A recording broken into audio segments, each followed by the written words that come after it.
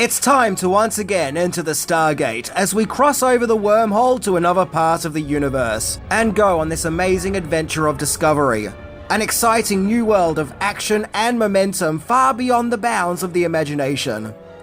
In 1994, Stargate came out, and well, it's a movie people seem to either love or hate. A divisive movie in which its audience can't seem to figure out if it just wants to get caught up in its science fiction B-movie fun, or if they want to tear its story to shreds.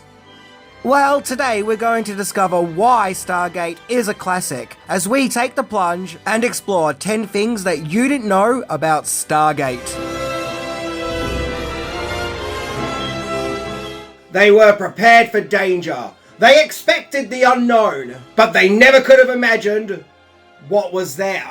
That was one of the movie's taglines. So today, of course, we're going to explore Stargate the movie by looking into 10 things that you didn't know about this film. It'll be an amazing find, an extraordinary journey. Yep, that was another tagline from the movie.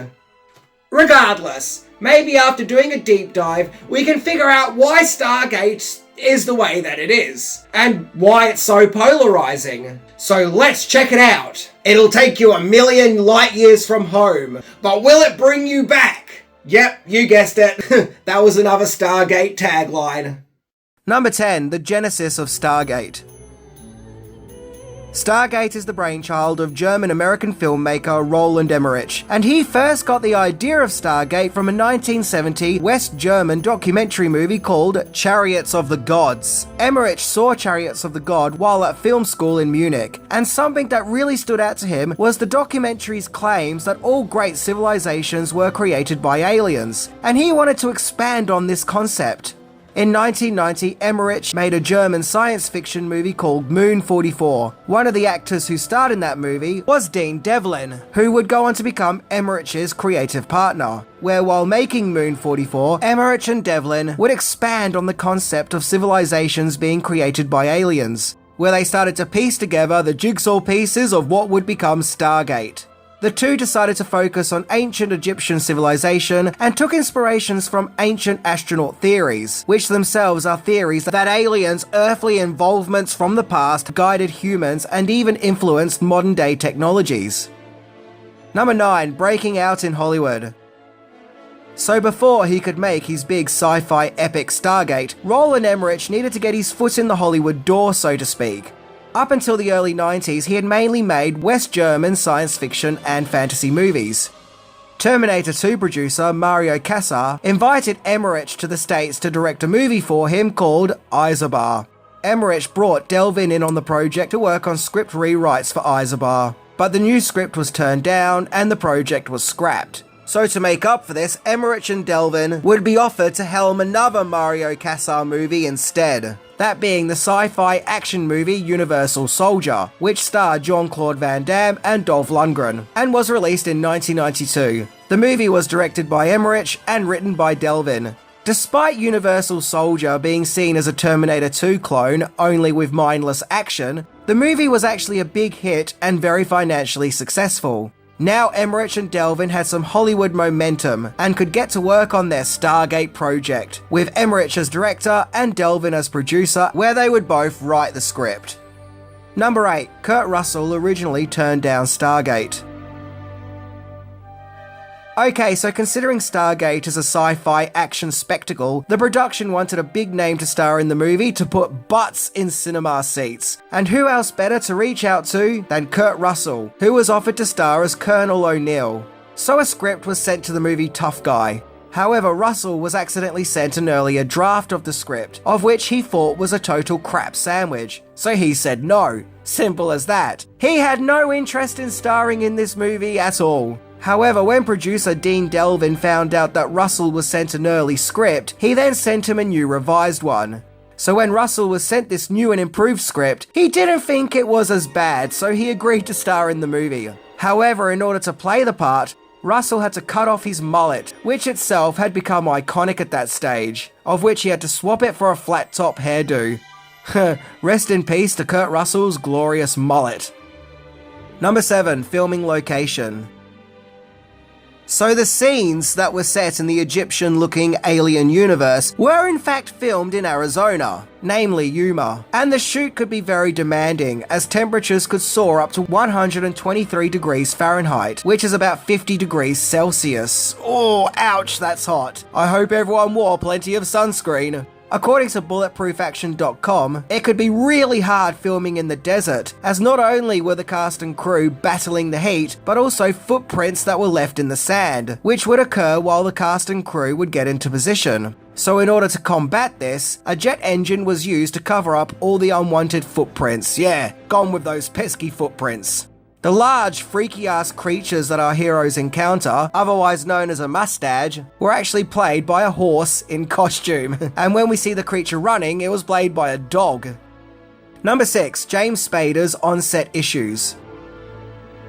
According to IMDb, Rick Moranis was originally offered to play Dr. Daniel Jackson, but he turned it down to star as Barney Rubble in the Flintstones movie. So instead, James Spader was cast in the part. However, while filming Stargate, Spader really had issues with the script, in the sense that he thought it was just absolutely terrible. In fact, on one occasion in particular, Spader refused to leave his trailer and perform on set, because he was just so appalled with how he felt the script truly was. It kind of makes you wonder, why did he even agree to star in the movie in the first place? So it was Kurt Russell to the rescue as he approached Spader in his trailer and asked why he won't go on set, what's your problem? Where Spader replied, come on, admit it, the dialogue, it's horrible. Thankfully, Russell brought common sense into the situation by responding, of course it's horrible. That's why you're being paid $1 million. If the dialogue was brilliant, you'll do it for free. To which Spader was like, shit, you're right. Well, probably. So things did improve, and as it happens, James Spader and Kurt Russell were actually very happy with the final product and were equally happy that they took part in the movie. You see, all that whinging and whining for nothing. Number 5. Another actor also had issues on set. When it came to casting the movie's main villain, Ra, Emmerich originally wanted classical actor Sir John Gielgud in the part, but Mario Kassar, who was handling Stargate's international sales, felt the production of Stargate should hire actor Davidson, as he was just nominated for an Oscar for The Crying Game, and so he thought that it would give Stargate some momentum, so he was cast. But apparently he was quite difficult to work with on set. There are claims, particularly from IMDb and Gatewell.net, that he had issues with alcohol and substances, which affected his performance and caused him to really struggle to remember his lines. So much so, giant cue cards with his lines had to be put together, and apparently he still struggled to read those. And supposedly on another occasion, he went into a hysterical meltdown. So why did he have a meltdown? Because, okay, this is where it gets crazy. His manager, who was also the bass player for Frankie Goes to Hollywood, disappeared from the set. He just vanished, and he also took off with Jay's phone, cash, and methadone. Once again, according to an article on Gatewell. Also, when it came to making his costume, Davidson, who has nipple rings, refused to remove them, so the costume designers had to find a way to work around them. Damn it, isn't that always the case? You're trying to make a good costume and there's always a nipple ring or two to ruin it. Personally, if it was left up to me, I just would have incorporated the rings into the costume. Yep, Ra has nipple rings, deal with it. Now later down the track, Davidson did sober up, and is glad that he wasn't cut from the movie and was a part of it. And look, if these stories about substance dependencies are true, well, no one's perfect. Sometimes we just find ourselves in challenging situations, and I'm glad he was able to sort his life out. Number 4, the studio wanted more action, yeah! So Stargate was being handled by MGM and United Artists, and they felt some changes were needed to be made. They felt that there was way too much focus on character building and not enough action, so they required more action to be thrown into the mix. However, going back to Bulletproof Action, the filmmakers had to put up a fight to keep much of the story in the film without it being reverted into just a mindless action movie. Apparently, a lot of the story and character development and growth we see in the film is due to the makers of the movie putting up a fight for it to be there. However, the filmmakers also then did agree that more action was needed, so more action scenes were filmed, including the attack on the village.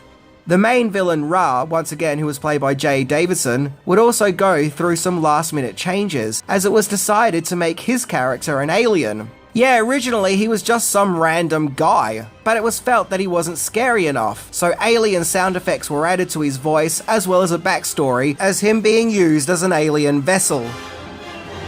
Number 3, the studio took back Stargate.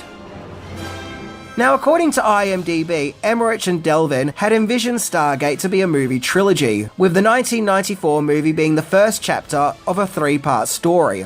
However, MGM owned the rights and took the franchise from the filmmakers in order to make a TV series instead, without participation of either Emmerich or Delvin, as the studio thought that it wouldn't work having them on board to work on the series, as they had no prior experience for writing for television. Yep, the franchise they created was kind of snatched from them. This would lead to Stargate's very successful TV run, which would launch 3 Stargate series, those being Stargate SG-1, Stargate Atlantis, and Stargate Universe, with Stargate on the small screen starting in 1997 and lasting all the way to 2011, creating a rare occurrence when a TV show based on a movie is not only very successful, but possibly more recognizable than the actual movie it's based on. Despite the huge success of the Stargate TV universe, co-creator Delvin claims that originally he was very angry that him and Emmerich were cut out of Stargate. So much so that when they were working on their next big movie, Independence Day, they pitched it to every studio except MGM, of which that movie was picked up by 20th Century Fox. Delvin also claims that at that time he refused to watch the Stargate TV series. But in time, those wounds healed, where he did make peace with the situation.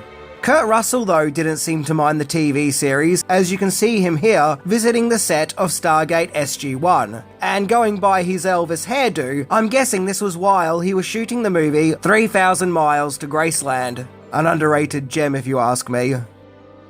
Number 2, Stargate resulted in a lawsuit. Stargate may have brought with it many thrills, spills, and popcorn cheers, but something else that came with the movie was a lawsuit. Ugh. A high school teacher would file a copyright infringement lawsuit against Emmerich and Delvin and the studios that distributed the movie, claiming that it was a copy of a script that he wrote and submitted to 20th Century Fox in 1984, which was subsequently rejected. And he further claimed that somehow the higher-ups in the production of Stargate got their hands on a manuscript of his rejected script and hired Emmerich and Delvin to turn it into Stargate.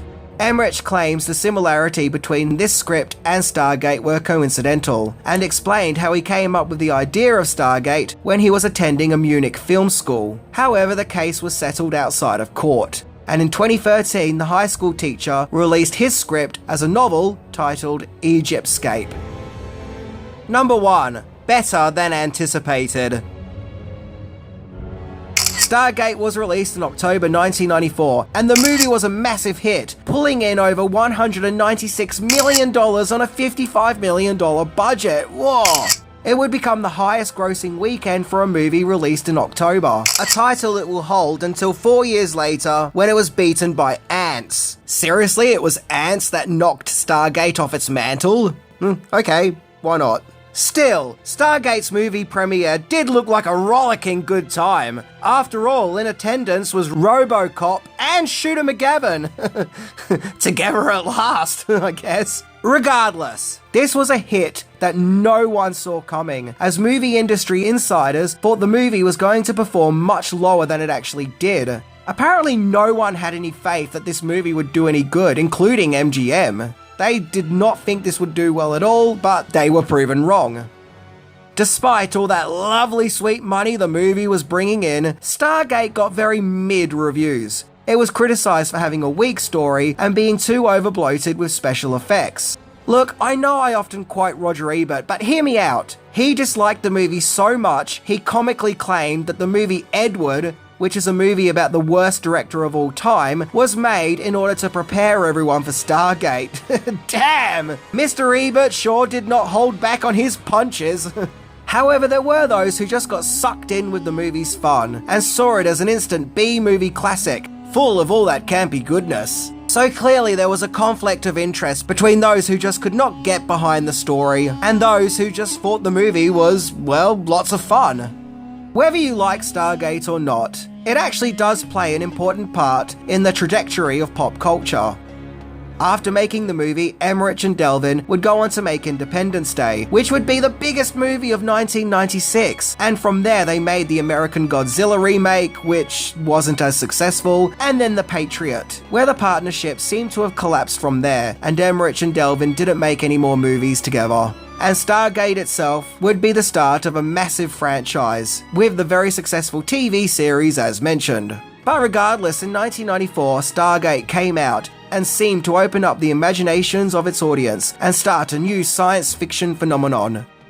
A movie with a lot of adventure, action, and excitement, but above all, plenty of heart.